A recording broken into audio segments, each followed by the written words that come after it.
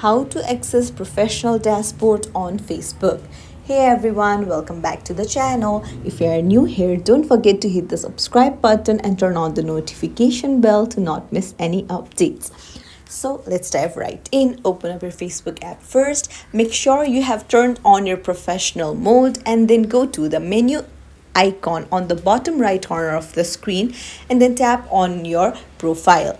Now here you'll find professional dashboard. If you have turned on your professional mode, just tap on it and then you can tap on explore on your own, and here you'll be able to see your professional dashboard. So here is home and you can see insights, your content, engagement, as well as monetization.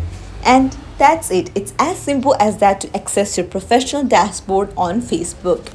If you found this tutorial helpful, don't forget to like and subscribe to our channel for more tips and tricks. Thank you for watching.